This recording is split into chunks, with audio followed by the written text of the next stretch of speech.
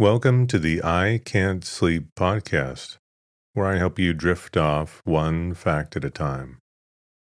I'm your host, Benjamin Boster, and today's episode is about Stradivarius. A Stradivarius is one of the string instruments, such as violins, violas, cellos, and guitars, crafted by members of the Stradivari family, particularly Antonio Stradivari in Cremona, Italy during the late 17th and early 18th centuries. These instruments are known for their craftsmanship, tonal quality, and lasting legacy, and are considered some of the finest ever made. Stradivarius violins, in particular, are coveted by musicians and collectors, with many selling for millions of dollars. Antonio Stradivari made over 1,100 instruments, with approximately 650 surviving today. The exact methods Stradivari used to produce the instrument's famed sound remain unknown, with theories ranging from the unique quality of the wood used during the Little Ice Age to the varnishes and chemical treatments applied. Despite extensive scientific research, including modern acoustic analysis and CT scans, no one has been able to conclusively replicate or fully explain the tonal qualities of Stradivarius instruments. The reputation of Stradivarius instruments for having unmatched sound quality has been debated. Blind experiments conducted from the 19th century to the present have often found no significant difference between Stradivari violins and high-quality modern violins. These findings have led some to question the objectivity of the instrument's legendary status.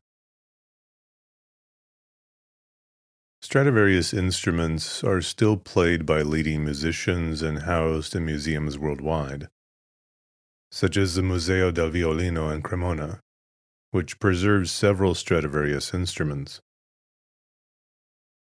Initiatives like the Stradivarius Sound Bank have aimed to digitally capture and preserve the sounds of these instruments for future generations.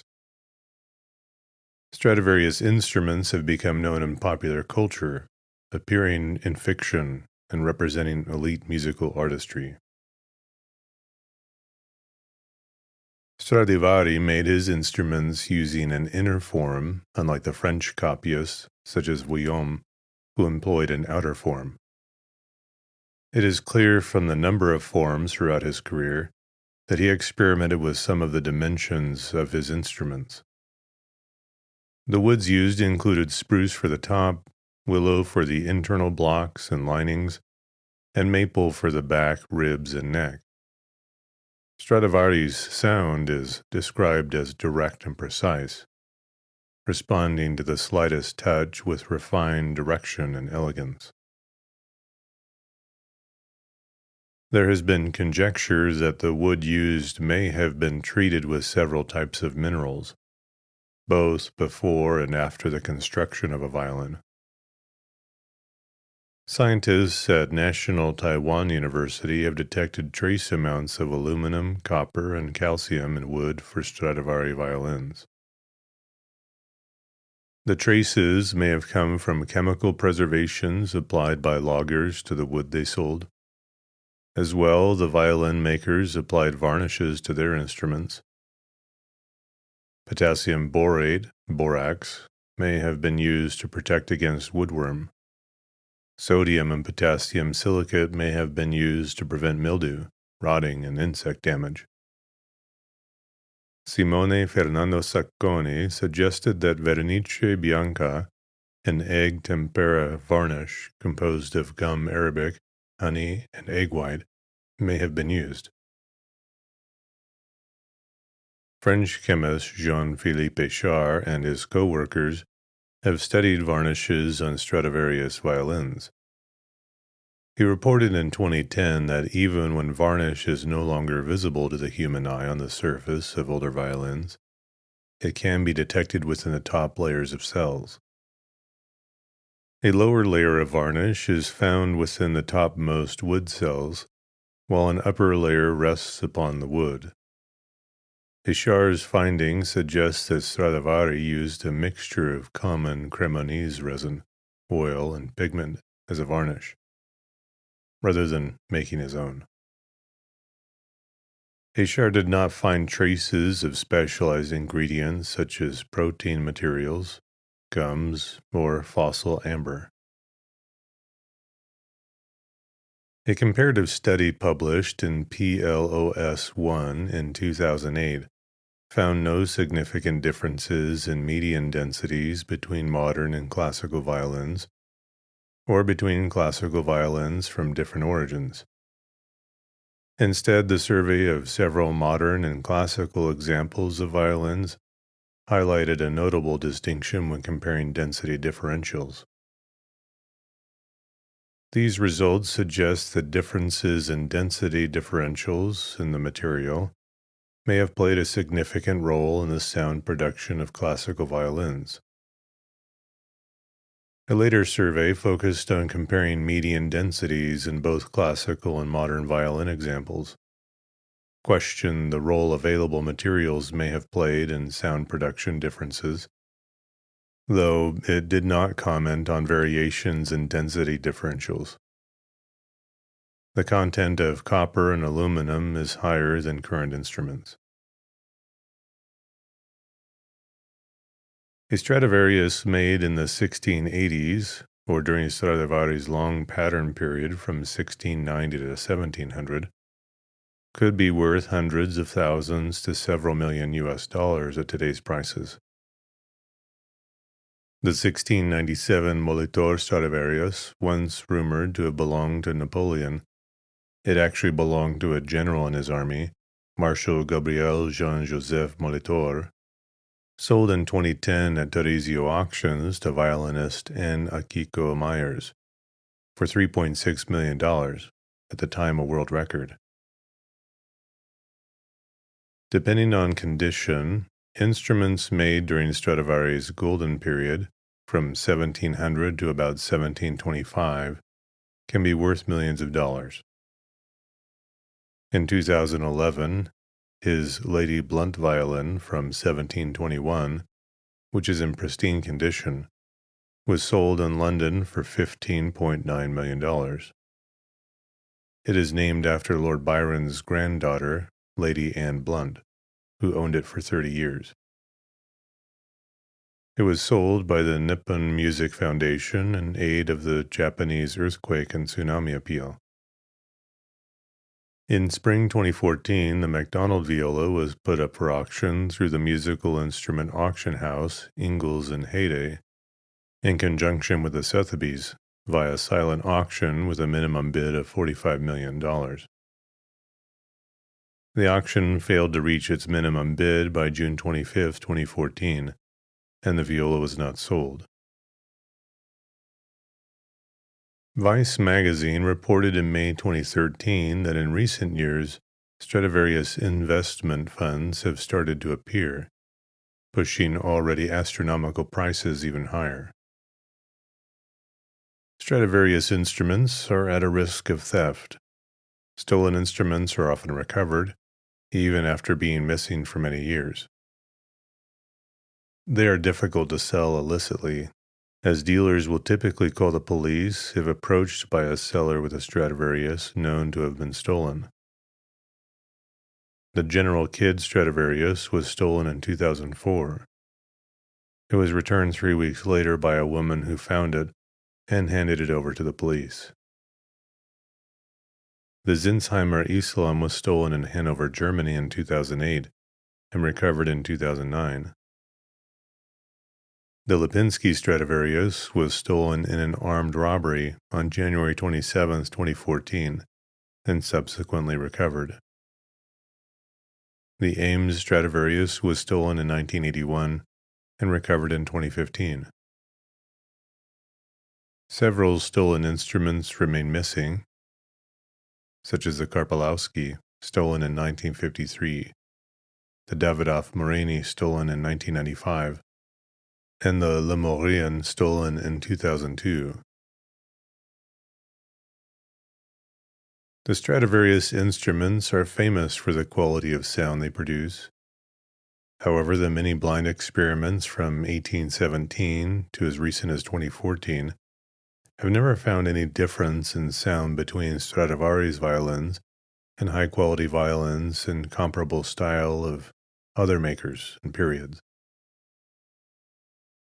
In a particularly famous test on a BBC Radio 3 program in 1977, the violinists Isaac Stern and Pinchas Zuckerman and the violin expert and dealer Charles Beer tried to distinguish between the Chacon Stradivarius, a 1739 Guarneri del Gesù, an 1846 Vuillaume, and a 1976 British violin played behind a screen by a professional soloist. The two violinists were allowed to play all the instruments first. None of the listeners identified more than two of the four instruments. Two of the listeners identified the 20th century violin as a Stradivarius.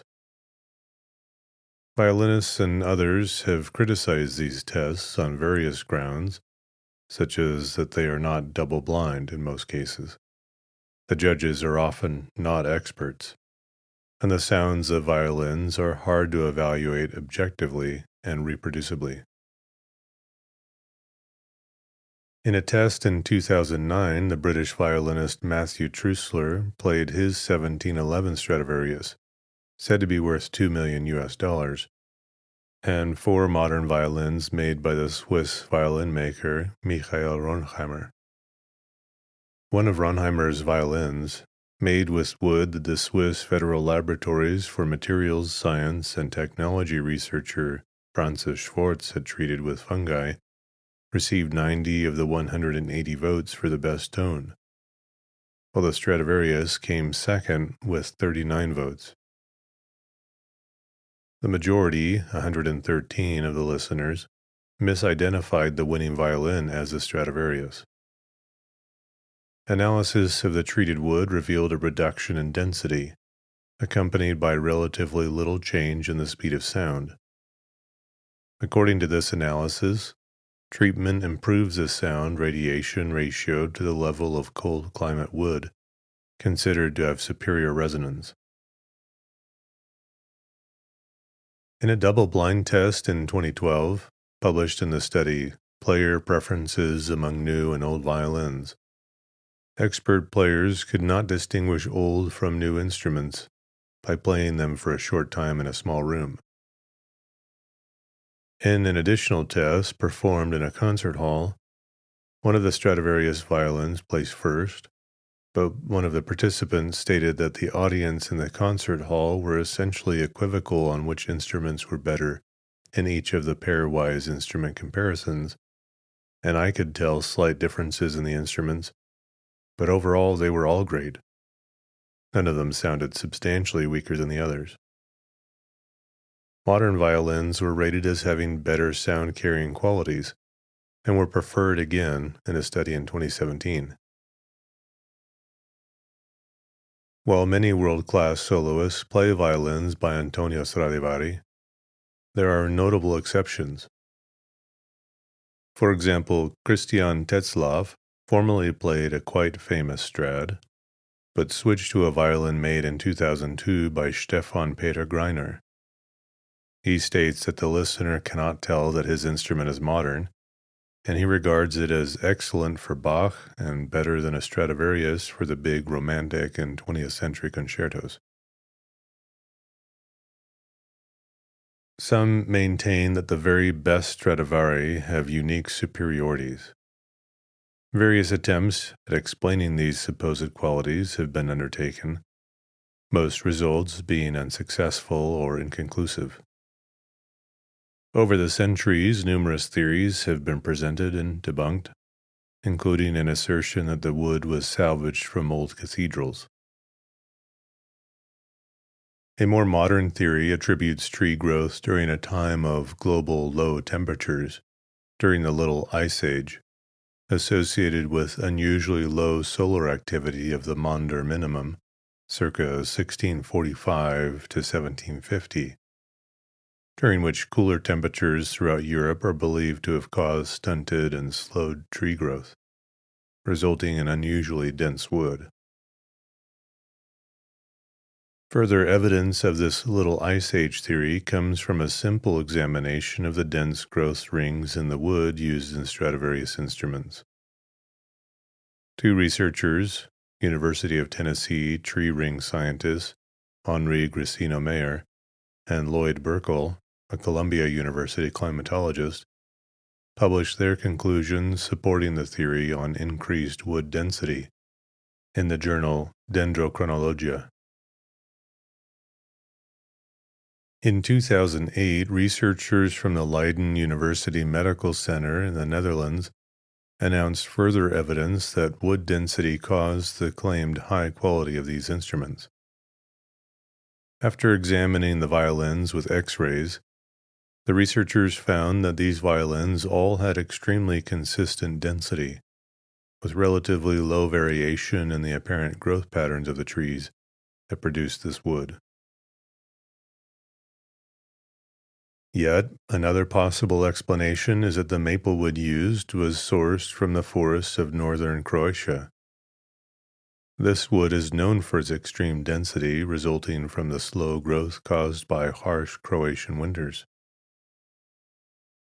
Croatian wood was traded by Venetian merchants of the era, and is still used today by local luthiers and craftsfolk for musical instruments. Some research points to wood preservatives used in that day as contributing to the resonant qualities. Joseph Najvari reveals that he has always held the belief that there are a wide range of chemicals that will improve the violin sound. In a 2009 study co-authored with Reynold Guillemette and Clifford Spiegelman, Najvari obtained shavings from a Stradivarius violin and examined them. An analysis indicated they contained borax, fluorides, chromium, and iron salts. He also found that the wood had decayed a little, to the extent that the filter plates in the pores between the wood's component tracheids had rotted away, perhaps while the wood was stored in or under water in the Venice lagoon before Stradivarius used it. Stephen Sir, a radiologist, worked with researchers to perform a CT scan of a Stradivari known as the Betts. Data regarding the differing densities of woods used were then used to create a reproduction instrument. Stradivari made mainly violins, but also violas, cellos, and some plucked string instruments. 5 guitars, 2 mandolins, and 1 harp are known. About 650 original Stradivarius instruments have survived. Thousands of violins have been made in tribute to Stradivari, copying his model and bearing labels that read Stradivarius. The presence of a Stradivarius label does not confirm that the instrument is a genuine work of Stradivari. The Museo del Violino in Cremona, Italy, embarked on a project to preserve the sound of Stradivarius instruments. In January 2019, 4 musicians recorded scales and arpeggios using 2 violins, a viola, and a cello, including a famous 1727 viola named Vesuvio. These recordings, known as the Stradivarius Sound Bank, preserve the sounds. The project involved closing off streets and minimizing noise to ensure a quiet environment during the recordings. The musicians recorded over 1 million sound files across different techniques to capture the instrument's tonal characteristics. These recordings are stored as part of a permanent collection at the Museo del Violino.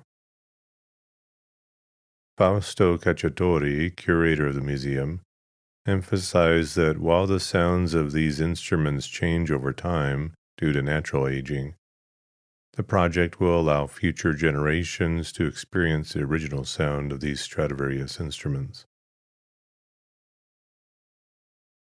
Antonio Stradivari, circa 1644 to the 18th of December 1737, was an Italian luthier and a craftsman of string instruments, such as violins, cellos, guitars, violas, and harps.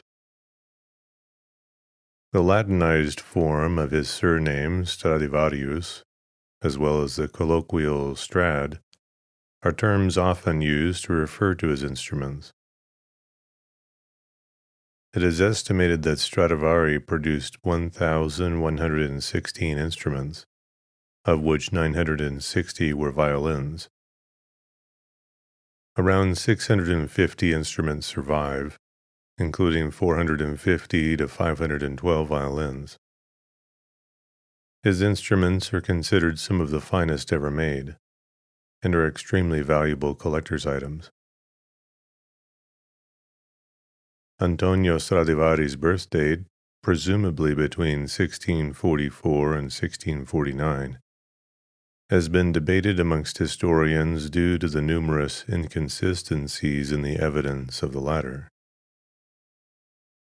The 1668 and 1678 censuses report him actually growing younger, a fact explained by the probable loss of statistics from 1647 to 1649, when renewed belligerency between France's Modenese and Spain's Milanese proxies led to a flow of refugees and included Stradivari's mother.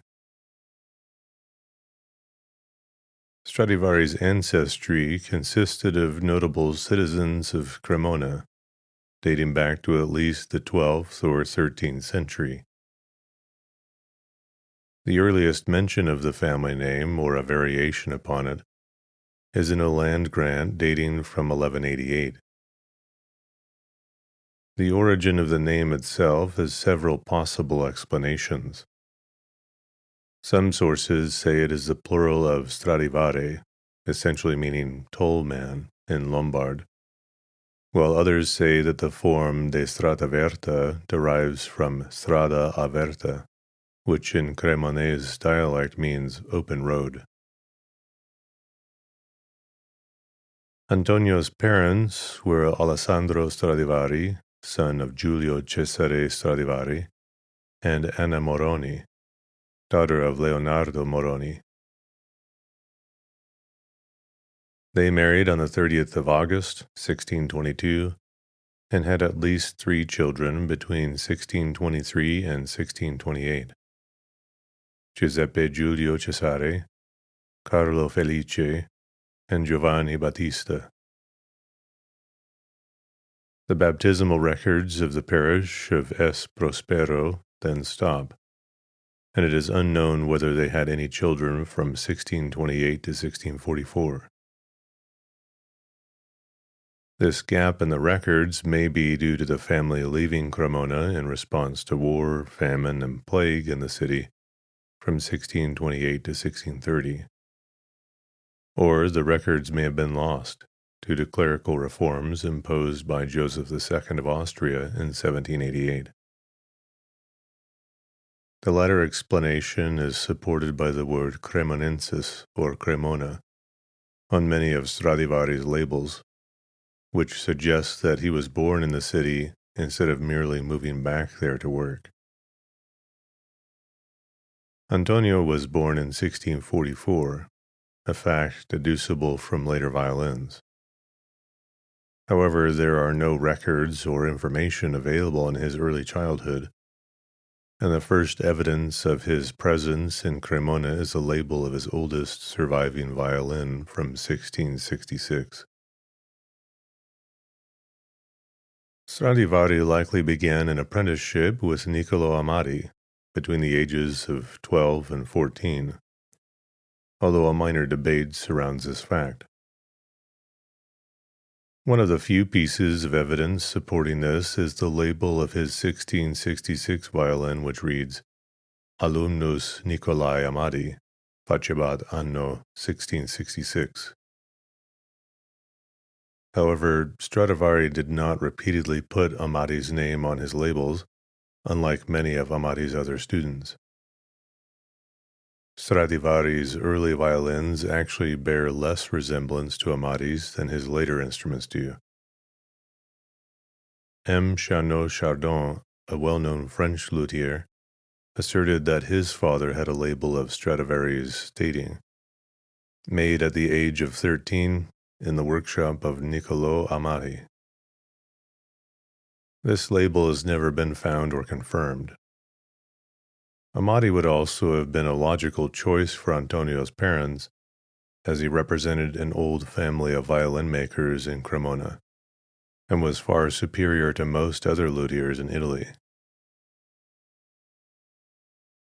Some researchers believe there is a closer educational association between Antonio Stradivari and Francesco Ruggeri than has previously been recognized.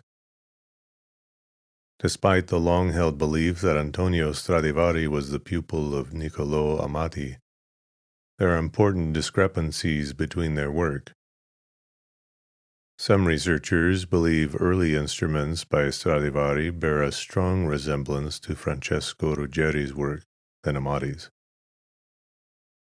Additionally, the utilization of a small dorsal pin or small hole, invariably used not just by Niccolò Amati, but also of his recognized pupils, but not used by Antonio Stradivari, adds further evidence that Stradivari may not have learned his craft from Amati. This pin or hole was fundamental in the graduation of the thickness of the plates, and was a technique passed on through generations of pupils of the Amati. This dorsal pin is also not found in any of the instruments of the Ruggeri family, suggesting Antonio Stradivari may have actually learnt his craft from Francesco Ruggeri, both of them having been influenced by Amati. W. E. Hill and Sons concede that they fail to find the hand of Stradivari in any of Niccolò Amati's work, although the unmistakable hands of Andrea Guarneri and Francesco Ruggeri are evident. An alternative theory is that Stradivari started out as a woodworker. The house he lived in from 1667 to 1680 was owned by Francesco Pescaroli, a woodcarver and inlayer. Stradivari may even have been employed to decorate some of Amati's instruments without being a true apprentice. This theory is supported by some of Stradivari's later violins, which have elaborate decorations and purfling. Assuming that Stradivari was a student of Amati, he would have begun his apprenticeship in 1656 to 58 and produced his first decent instrument in 1660 at the age of 16. His first labels were printed from 1660 to 1665, which indicates that his work had sufficient quality to be offered directly to his patrons. However, he probably stayed in Amati's workshop until about 1684, using his master's reputation as a launching point for his career. Stradivari probably developed his own style slowly. Some of his early violins were smaller, with notable exception to this is the 1679 Hellier violin, which had much larger proportions. Stradivari's early pre-1684 violins are in strong contrast to Amati's instruments from the same time period. Stradivari's had a stronger build, less rounded curves, with the purfling set farther in. By 1680, Stradivari had acquired at least a small yet growing reputation. In 1682, a Venetian banker ordered a complete set of instruments, which he planned to present to King James II of England. The fate of these instruments is unknown. Cosimo III de' Medici bought another 5 years later. Amati died in 1684, an event followed by a noticeable increase in Stradivari's production. The years 1684 and 1685 also marked an important development in his style. The dimensions he used generally increased, and his instruments were more in the style of Amati's work of the 1640s and 1650s. Stradivari's instruments underwent no major change in the next 5 years, although in 1688 he began cutting a more distinct bevel and began outlining the heads of instruments in black, a quite original improvement. Stradivari's relatively early success in his career may have allowed him to use a more experimental approach to violin building. In fact, Stradivari's early career is marked by wide experimentation, and his instruments during this period are generally considered of a lesser quality than his later work. However, the precision with which he carved the heads and inserted the purfling quickly marked him as one of the most dexterous craftsmen in the world. A prime example of this being the 1690 Tuscan violin. Pre-1690 instruments are sometimes termed amatizé, but this is not completely accurate. It is largely because Stradivari created many more instruments later on that people try to connect his early work with Amati's style. By 1680, Stradivari moved to No. 1 Piazza Roma, formerly No. 2 Piazza San Domenico. The house was just doors away from those of several other violin-making families of Cremona, including the Amatis and Guarneris. Stradivari probably worked in the loft and attic, and he lived in this house for the rest of his life. In the early 1690s, Stradivari made a pronounced departure from his earlier style of instrument making, changing two key elements of his instruments. First, he began to make violins with a larger pattern than previous instruments. These larger violins are usually known as long strads. He also switched to using a darker, richer varnish, as opposed to a yellower varnish similar to that used by Amati. He continued to use this pattern until 1698, with few exceptions. Between 1698 and 1700, he abandoned the long strad model and returned to a slightly shorter model, which he used until his death. The period from 1700 to 1725 is often termed the golden period of his production. Instruments made during this time are usually considered of a higher quality than his earlier instruments. These instruments also fetch much higher prices than his other instruments and are especially prized by collectors. Late-period instruments made from the late 1720s until his death in 1737 show signs of Stradivari's advancing age. These late instruments may be a bit less beautiful than the golden period instruments, but many nonetheless possess a fine tone. Heavier and looser craftsmanship of the late Stradivari output can be seen in the 1734 Habeneck.